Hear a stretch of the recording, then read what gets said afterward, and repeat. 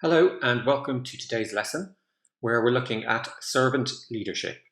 Now, are you the sort of person who asks yourself, how much money can I make? And how can I get ahead? Or are you more likely to ask yourself, how can I help all of us to succeed? Now, if you want everyone to succeed, then you might just already be a servant leader. So what is servant leadership? Well, servant leadership is the opposite of what we traditionally think of as leadership. All too often, we confuse leadership with dictatorship or autocratic leadership. But with servant leadership, instead of the team serving the leader, the top-down hierarchy is turned on its head. So with servant leadership, the leader serves the team. Now, this approach can lead to higher levels of commitment and performance from the team members to their work, the team, and also to their manager.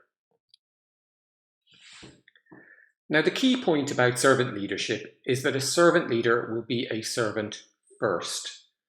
They'll put the needs of others before themselves, especially the needs of their team.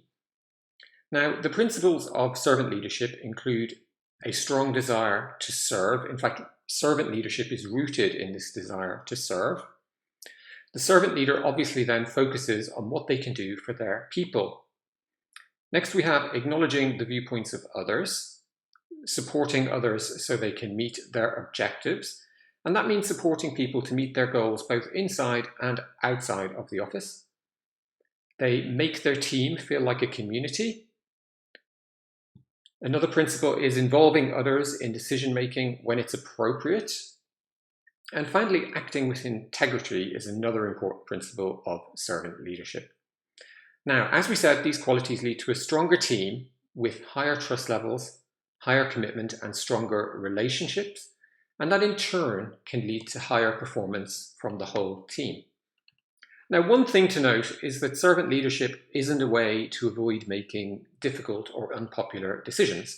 So sometimes you're just going to need to make an unpopular decision.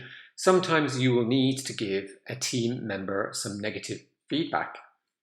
And the servant leader is able to do this, and they're able to do it because they always act in the best interest of the team.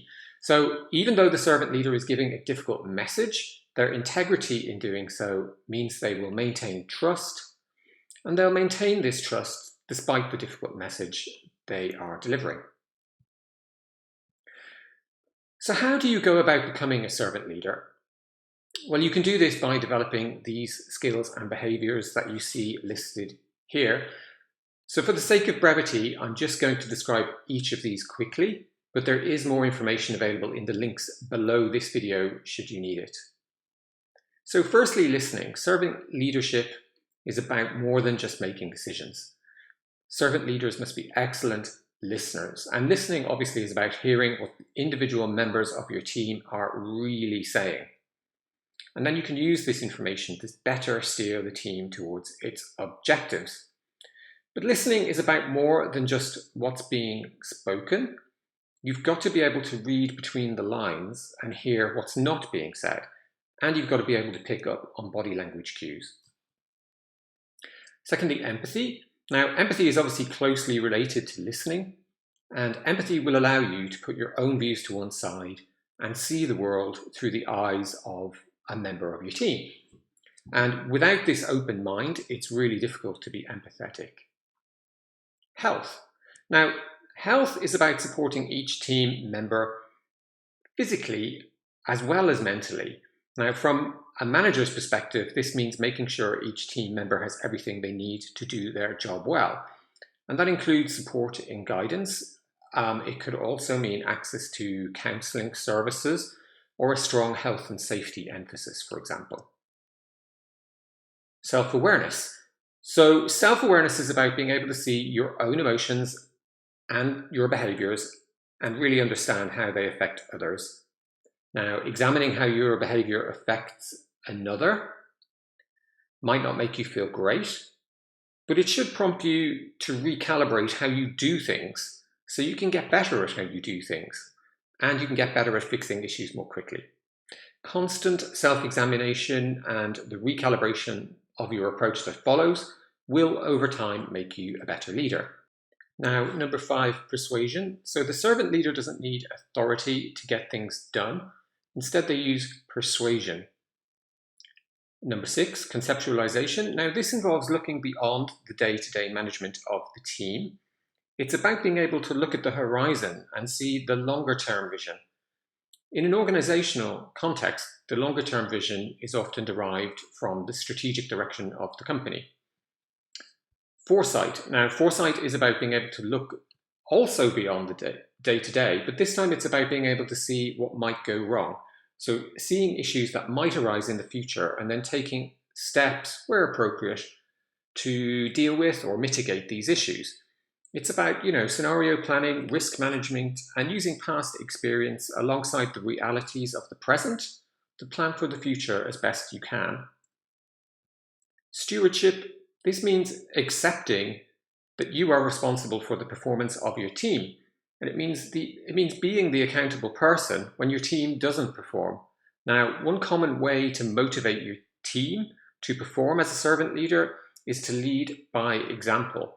And that includes modeling the behaviors and the values that you expect your team members to show and exhibit. Next, we have commitment to team growth. Now, the aim of a servant leader is to grow each employee beyond the ability of simply being able to do their job well. So the servant leader should help each team member as best they can to reach their potential. And that means obviously professionally, but it also means personally too. And this usually takes the form of some training. And finally, we get to building community. And servant leaders build a great team spirit, a sense of community, and a sense of everybody being in it together. So how does servant leadership relate to the other styles of leadership? Well, firstly, it's important to realize that servant leadership is more of a way of being than a hard style of leadership. Now, it obviously has nothing in common with autocratic leadership, where you're simply barking orders at your team, but it does work well with democratic and transformational leadership styles. These are styles of leadership that have a high people emphasis, as you can see in the diagram here. Now, you don't need to hold formal power or be the boss to be a servant leader. You can behave as a servant leader whilst being part of the team. And by doing this, you will build what's known as your referent power. And again, there's a link at the bottom of the video where you can learn more about referent power. So, in summary, servant leadership is the opposite of what we traditionally think of as being leadership. Servant leadership begins with the strong desire to help others to serve.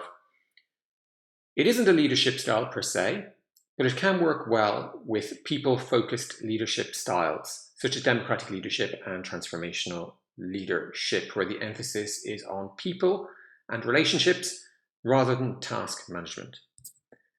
So that's it for today's lesson. Really hope you enjoyed it, and I look forward to speaking to you again soon.